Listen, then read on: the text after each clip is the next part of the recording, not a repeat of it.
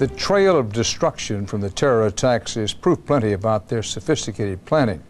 What about the money? The search for details about the money trail and hopes that it will lead to prime suspect Osama bin Laden is underway. And Leslie Stahl joins us with that. Leslie? Dan, I spoke with a former government official today about tracking the money. William Wexler, special advisor to the Treasury Secretary on money laundering until early this year. And before that, he worked on an investigation of bin Laden's financial network. He says that the image of bin Laden as a rich benefactor writing out checks is a false image.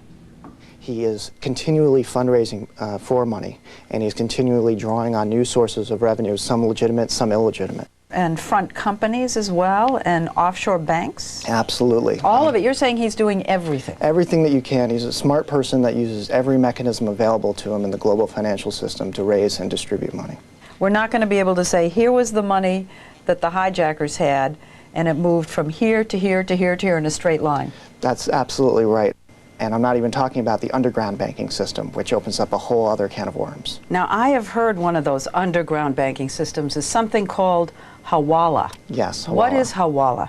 What it is a system of money transfer without money movement. You could go to a Hawaladar in New York City, the back of shop fronts, who you'd be able to give money in cash.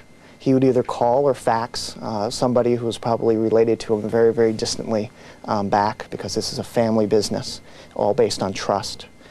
And that person would simply give the cash to your friend in Pakistan. So if I want to give Osama bin Laden some money and I live in the United States, I'd get my cousin back home in Afghanistan to do it. Yeah, or back exactly. home in Pakistan.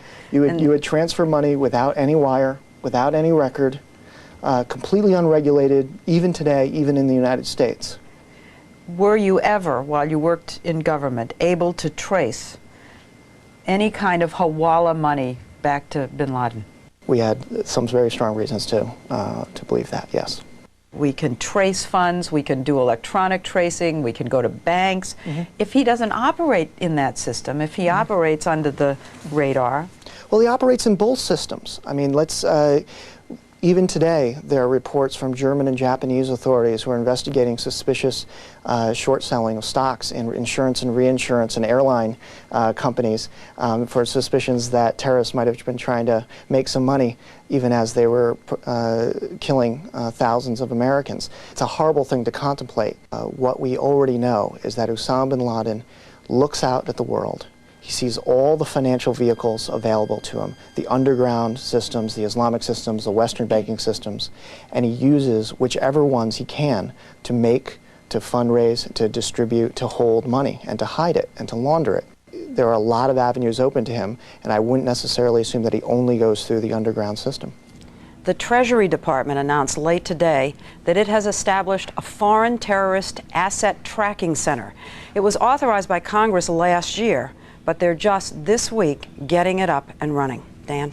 Leslie, we've known about Osama bin Laden and his involvement with terror attacks at least since the 1990s. And all that time, has the government made any real progress in putting the money squeeze on him? It has been really hard. They tried to freeze his assets in the United States about 3 years ago. Then they found out he didn't have any assets to freeze in the United States. They apparently, in past terrorist acts, could trace the money out of the United States, and then they would hit a wall when they'd get to the Middle East because some of those countries wouldn't cooperate with us. And then he's been using these underground systems. They're very smart and very wily. Leslie Stahl, thanks.